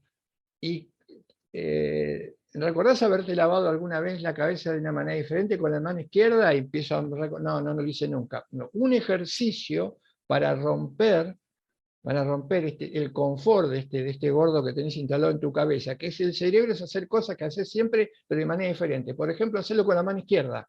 Te va a llevar dificultad, pero de esta manera, créeme, y es cierto, me decía, créeme, tu cerebro está trabajando. Bueno, tenemos que romper los hábitos, la habitualidad, la inercia, porque el cerebro está cómodamente instalado allí. Entonces, ¿qué es lo primero que hace el cerebro? Tiene que resolver un problema, que es el problema de la subsistencia. Y ahí aparece el pensar. Pero el pensar no es un fin en sí mismo, no es una finalidad en sí misma. El pensar sería un medio. El cerebro tiene que pensar, que es un medio. ¿Por qué tiene que pensar? Porque tiene que resolver los problemas que, que tenemos cuando salimos al mundo. Todo es problemático, de alguna u otra manera. Pero para resolver un problema tenemos que conocer. Entonces, pensamos que no es un fin en sí mismo, sino es un medio para resolver nuestras cuestiones, pero para resolver nuestras cuestiones tenemos que conocer. Entonces, para conocer, tenemos que pensar. Pero ¿conocer para qué? Tenemos que resolver el problema. Para resolver el problema no solo hay que pensar y conocer lo que nos acucia, sino hay que entenderlo, hay que comprenderlo. ¿Y para qué queremos comprender lo que nos confronta? Porque tenemos que tomar decisiones, tenemos que actuar, tenemos que orientar. ¿Y esa decisión qué tiene que ver? Esa decisión tiene que ver con el principal objetivo del cerebro. El principal objetivo del cerebro es mantenernos en la vida, afirmarnos en la vida, permitir nuestra existencia, subsistencia como comunidad humana. Ese es, entre otros, pero tal vez sea el problema fundamental del cerebro. Por eso es que, ¿con qué trabaja el cerebro para resolver un problema? Hoy se dijo, y lo dijimos también, con información. ¿Qué hace el cerebro con esta información? El cerebro tiene que acumular información, por eso más allá de aquella famosa frase, el saber no ocupa lugar, hay que meterle mucho contenido al cerebro para convertirlo en algo crítico. Entonces, información. ¿Por qué? Los teóricos de la decisión racional, que son unos señores que se pusieron a pensar no hace mucho tiempo cómo ayudarnos para decidir bien, ya que tenemos que decidir racionalmente, entonces se les ocurrió esto. Tuvieron en cuenta esto y dijeron, plantearon esta hipótesis de máxima. Si tuviéramos información completa sobre el problema que tenemos que resolver, la decisión que tomáramos, y sobre todo nos interesa, porque a estos señores les interesa la decisión colectiva, como comunidad también sería perfecta. Es decir, no habría error. Sabemos que esto no es posible, pero sabemos que esta hipótesis de máxima, ¿a qué nos habilita? A que tenemos que tener bastante información, buscar información para resolver la cuestión. Ahora, viene acá un problema, se va a sumar un problema que también, a la que también se hizo referencia en la exposición, y que es, toda esa información nos viene como catarata, como andanada, casi sin ningún filtro. Yo diría que los medios la filtran en un 1%. Por lo tanto, muchas veces nos abruma y la información es dura. La información es dura. Nosotros tenemos que interpretarla, tiene que filtrarse. Ya acá tenemos un segundo problema. Pero supongamos que hoy es cierto, Internet, en la era digital, tenemos muchísima información, globalización, que antes no teníamos. ¿Qué problemas tenemos? Por ahí ustedes me acompañan, pueden agregar alguno, pueden pensar alguno. ¿Qué problemas tendríamos? Vamos a contextualizarlo como sociedad, a nuestro juicio, latinoamericana, siglo XXI, país, Argentina. ¿Qué problemas tenemos? Tenemos desnutrición, tenemos hambre, Pobreza. tenemos pobreza, Pobreza, sí. tenemos precarización, porque tenemos mucho trabajo. Aclaro, lo tengo que aclarar. No es de hoy, no es de ayer. Aclaro, no es de hoy ni es de ayer. Como problemas son casi ubicables en el comienzo del mundo. Aclaro, porque hay que aclarar. Pero si hoy tenemos muchísima información, alguien podría pensar, ¿y entonces cómo o por qué no los resolvemos de una vez y para siempre? Si tenemos tanta información, si el cerebro tiene tantos datos de la realidad, del mundo, del planeta, ¿por qué no lo resolvemos?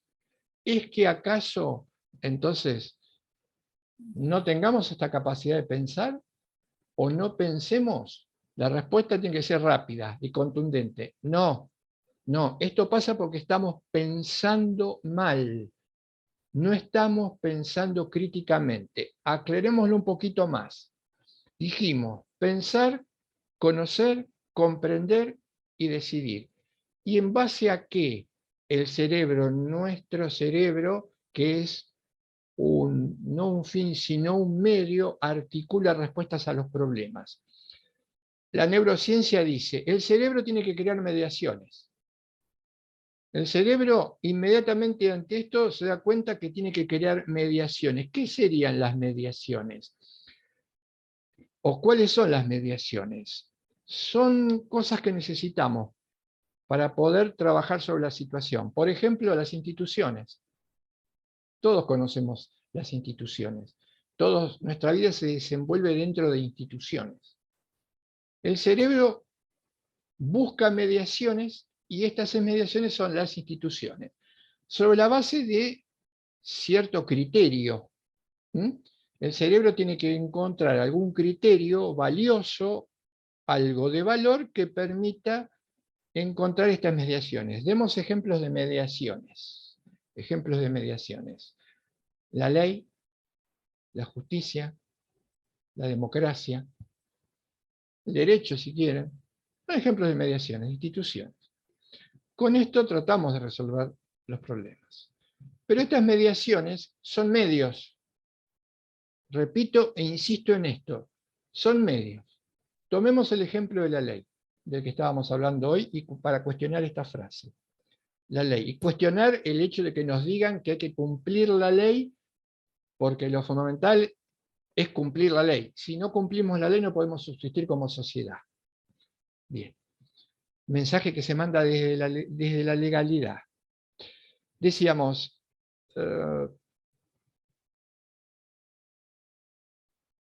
con la ley decimos medio, ¿para qué? Finalidad de nuestro cerebro, afirmar la vida y esquivar a la muerte. Afirmar la vida y esquivar la muerte. Afirmar nuestra existencia. Por lo tanto, la ley, si está bien elaborada, tiene o debería contribuir a este punto de vista, a esta máxima o a esta valoración. Afirmar la vida, porque es solamente un medio.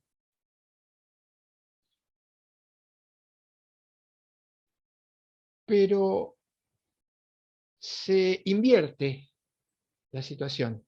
Aparece, el término es largo, pero es difícil, pero es sencillo de entender. Se fetichiza, aparece la idea de fetiche, fetichización de la ley y de las mediaciones. ¿Qué es la fetichización de la ley o de las mediaciones? Es que lo que sería un medio se convierte en un fin en sí mismo. ¿Cómo? Que lo que es un medio se convierte en un fin de sí mismo. Sí, lo que es un medio, en este caso la ley, se convierte en una finalidad en sí misma.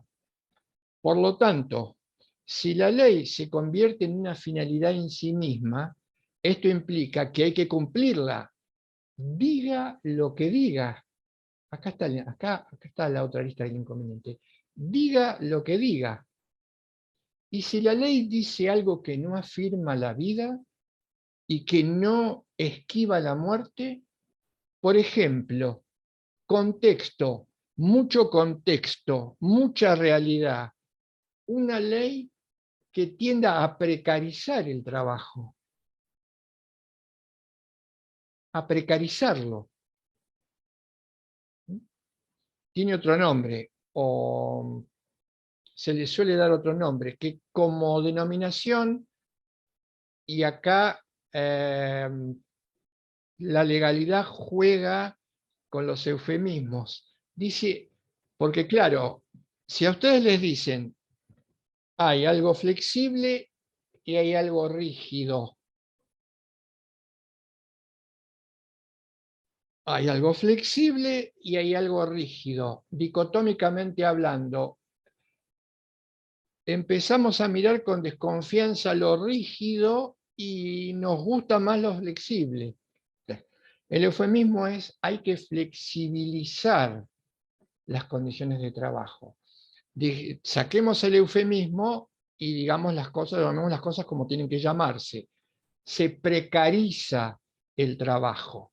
Pero dijimos, sabemos que el trabajo es esencial, sobre todo si es formal, porque contribuye a la redistribución de la justicia, que hay una cuestión también muy interesante para trabajar desde América Latina, porque uno de los grandes problemas que hace que democracia e igualdad, que es otra cuestión a pensar, si hablamos del derecho, no podemos esquivar esto. Hay que darle respuesta, porque hay muchos que dicen que cómo es posible, si hablamos de democracia, o dentro de la democracia no haya igualdad. Hay que tener cuidado con esto, y hay que pensarlo. Vuelvo a lo anterior, no me voy, vuelvo a lo anterior. Entonces, la ley se convierte en una finalidad en sí misma, y una ley que precariza no va a ser una ley que afirme la vida. Ya hay una enorme cantidad de literatura en ciencias sociales que nos indican las crisis o la crisis que puede generar en un ser humano la imposibilidad de acceder a un trabajo, y si accede a un trabajo en condiciones precarias, en negro, desquicios hace con la autoestima, con la dignidad, este tipo de situaciones, este tipo de cosas. Ahora, la ley hay que cumplirla.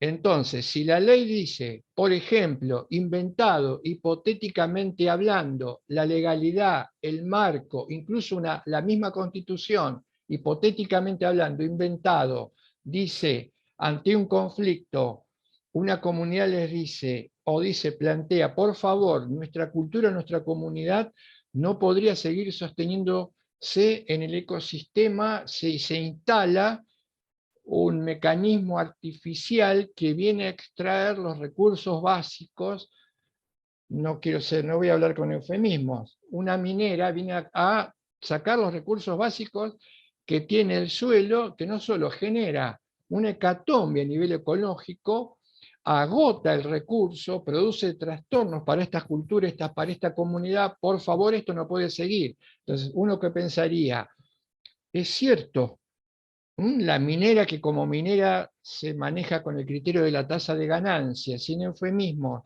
va a sacar hasta la última gota, va a destruir la tierra con tal de que esto le dé ganancia, y por supuesto, aun cuando ponga en peligro toda una cultura y toda una comunidad que vive alrededor del lugar donde se va a hacer la extracción minera, uno diría, invoquemos a la justicia, vayamos a la legalidad, vayamos al marco jurídico, vayamos al sistema jurídico, que nos dice, y que quien tenga que resolverlo resuelva. Hipotéticamente hablando, no hipotéticamente hablando, hay sentencias o decisiones que dicen, señores, no podemos cuestionar la existencia de la minera, acá hay una cuestión importante que tiene que ver con la propiedad privada, que es fundamental, y entonces esta es una cuestión privada que no puede, a lo que no puede contraponerse lo público, etcétera, etcétera, etcétera. La sentencia favorece, hay que cumplir esta ley, básicamente puede haber una ley que dicte la expropiación del lugar, o una ley que la permita, entonces sigan adelante con la explotación.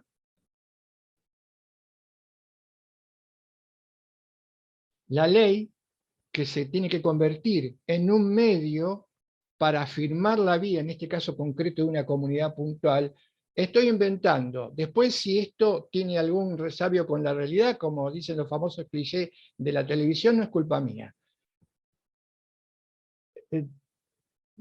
Se invierte, se convierte en un fin en sí mismo, pero entonces al convertirse en un fin en sí mismo se fetichiza, y por lo tanto los resultados son los que tenemos en esta supuesta hipótesis.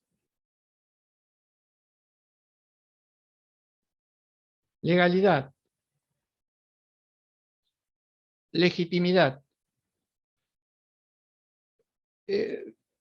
Yo les daría una especie de regla o ayuda, no sé, o variable mnemotécnica que tiene que ver mucho con el lenguaje, pero no es una cuestión de gusto, ¿no?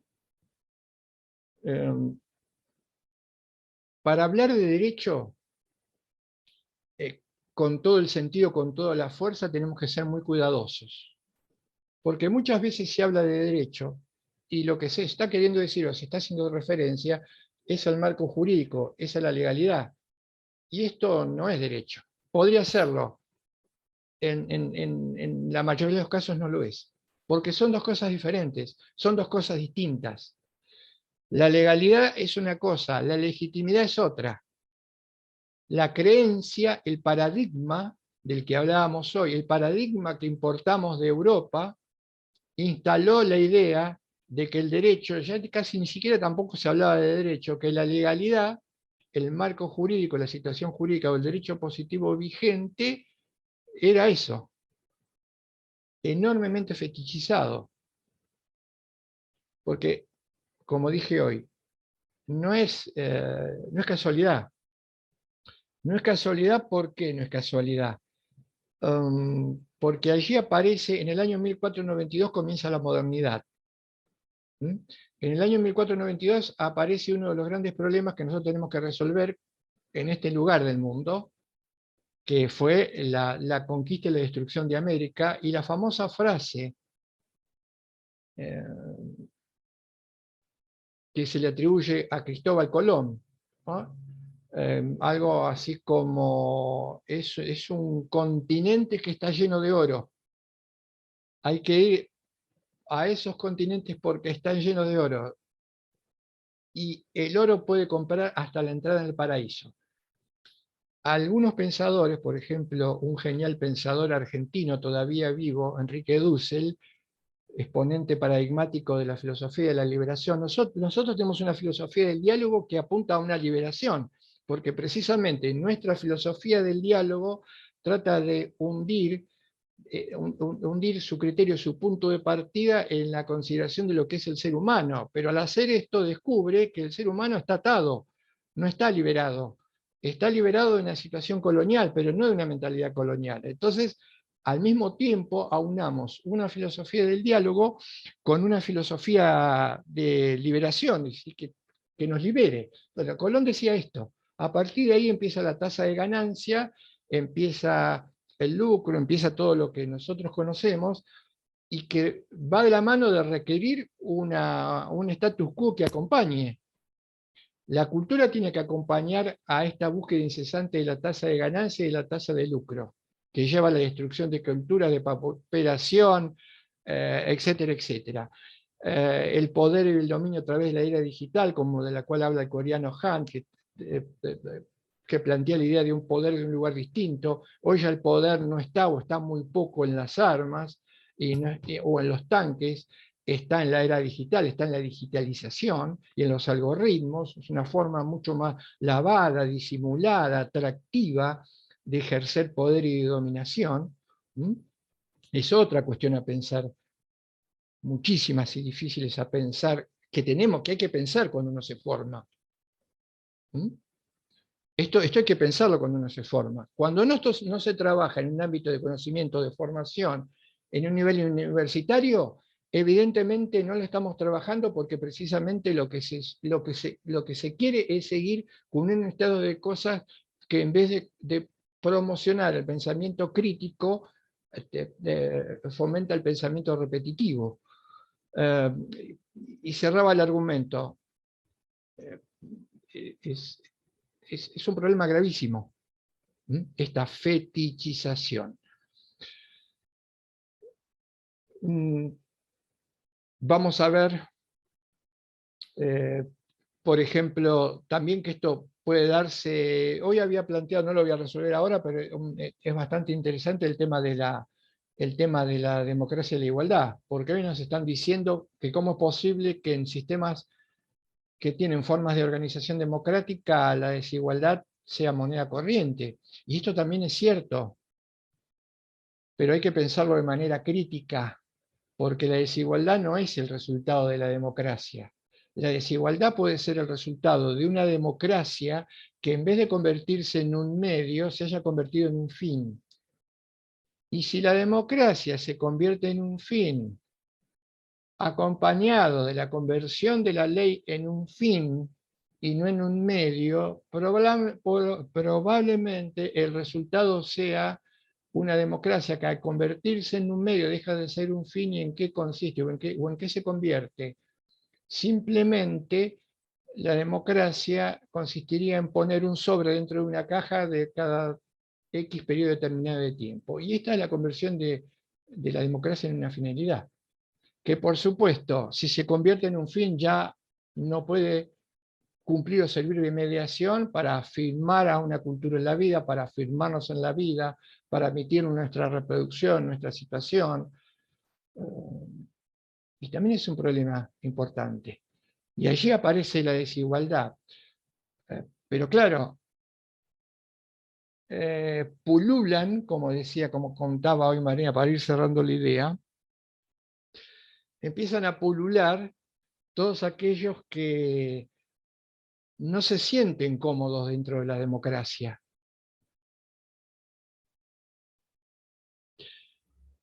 La legalidad, el pensamiento hegemónico no se siente cómodo de la democracia. Se mueve dentro de la democracia porque de alguna manera sería muy difícil extender la dominación si se pusiera por fuera, aunque la resistencia fuese endeble, había una resistencia al fin. No se siente el pensamiento repetitivo no crítico habitual en nuestras sociedades, pero no por una falta, por un problema nuestro, sino por la cuestión de colonialidad. No se sienten cómodos dentro de la democracia. Y eso muchas veces se ve claramente. Por eso yo les decía, cerrando esto, que la cuestión es bastante difícil y bastante trabajosa, porque precisamente las transnacionales de las que hablamos, las burocracias privadas, apuntalan esta idea de fetichización de la democracia. ¿Por qué? Porque la democracia se convierte en un decorado, manipulan la elección, manipulan a la comunidad. Por supuesto, si es un decorado, implica que quienes ellos deciden que tengan que regir los destinos, lo será simplemente de una manera desfigurada. Y esto se vive, lo hemos vivido y lo podemos volver a vivir en continentes como América Latina. Pero el derecho puede hacer mucho, no la legalidad. Puede hacer mucho. Y además la formación también puede hacer mucho. Generar pensamiento crítico también puede hacer mucho respecto de esto.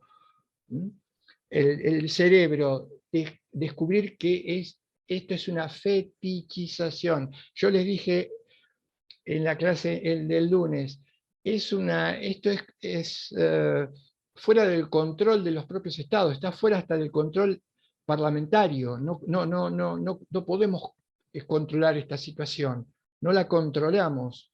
Entonces, esto torna más difícil el problema. Sin embargo, y cerrando, tenemos que aferrarnos a una esperanza.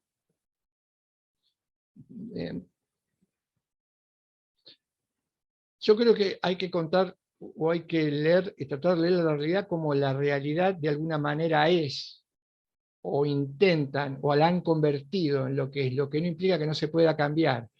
El optimismo ingenuo no sirve. Por eso, si bien el desánimo aparece cuando uno empieza a pensar de manera crítica, lo dijo bien Marina hoy, cuando uno empieza a poner en cuestiones cosas que hasta este momento eran cómodas, necesariamente hay una sensación de desánimo y hay un miedo. Me paro, sigo, me freno, lo niego o voy para adelante. Bueno, este desánimo lo entiendo y recuerdo cuando leí, por una cuestión de formación profesional, de formación profesional, la carrera, tuve que leí el Tratado de Derecho Penal de Zaffaroni, que eran muchísimos tomos, y era una obra vasta, pero la sensación con la que terminé después de leerlo, por supuesto, pasó mucha agua bajo el puente desde que lo leí a hoy, pero la sensación, la idea sigue siendo la misma, una muy fuerte sensación de desánimo, porque decía, este señor me está contando cómo operan las agencias, cómo opera el Estado, en una situación puntual, cómo operan las fuerzas de seguridad. Sí, la sensación de desánimo era muy fuerte, pero había que sobreponerse a eso, porque esa situación podía ser modificada, claro, era terrible, te abrumaba, y solo personas que tienen una enorme genialidad y capacidad de trabajo, pero que son importantes, nos planteaban, la situación será así, no la mostraron nunca, es así, no la muestran nunca, no la cuentan nunca, no lo hacen en derecho penal, es esta. Y ahí surgía, pero se puede cambiar porque es un constructo, y va a cambiar en la medida que nuestro pensamiento crítico se desarrolle. Por eso es fundamental la filosofía, más allá de que no pretendemos hacer panegirismo ni propaganda de nuestra materia, pero también es cierto que hay una resistencia, porque hay una manera de plantear la filosofía que no ha sido la más adecuada. Nosotros vamos a tratar, hacemos todo el esfuerzo para que vean que más allá de ser útil o inútil, es algo que hacemos. Y lo que hacemos tenemos que tratar de hacerlo bien, no hacerlos mal. Y a veces lo hacemos mal porque no lo conocemos o no lo sabemos. Pensar no lo podemos dejar de hacer salvo que nos llegue la muerte. pero es importante saber si lo hacemos mal o si lo hacemos bien. Esto es más o menos algún corolario, es alguna cuestión muy puntual que tenía que ver con lo contado. Y ya cerraríamos entonces el tema. No sé si hay alguna pregunta de último momento o algo, tratamos de resolverlo. Una consulta, profesor. La clase de hoy corresponde a los textos que están en cátedras con la fecha de hoy, ¿no? Lo que sí, corresponde a lo que hoy aparece como ciencia y filosofía, clase del 7 del Filosofía y mes. ciencia. Sí, exacto, Correcto. exacto. Perfecto. Para ir poniéndome al día. Gracias. Cualquier cosa, no importa, no tenemos apuro. ¿Qué quiere decir que no tenemos apuro? Más allá de que tenemos un cronograma, lo que a nosotros nos interesa es que se vaya comprendiendo, se vaya entendiendo, así que si leen el texto, lo vuelven a releer o aparecen dudas o cuestiones, las trabajamos en la clase que viene. No tenemos apuro, no queremos cortar, dar por esto, lo damos por sabido, pasamos a otra cosa. Si tenemos que volver, si aparecen problematizaciones a partir de lo que se contó, lo trabajamos. Perfecto. Perfecto, gracias. Nos vemos Profe, después podrán subir el Power. Sí. Sí, sí, después lo subimos. Ay, gracias, Marina. No, de nada. Cerramos ¿Vieron el la... PowerPoint para más o menos seguir la clase? ¿Cómo? Muy bueno. Si Sí. les sirvió el PowerPoint. Sí, estaba súper claro.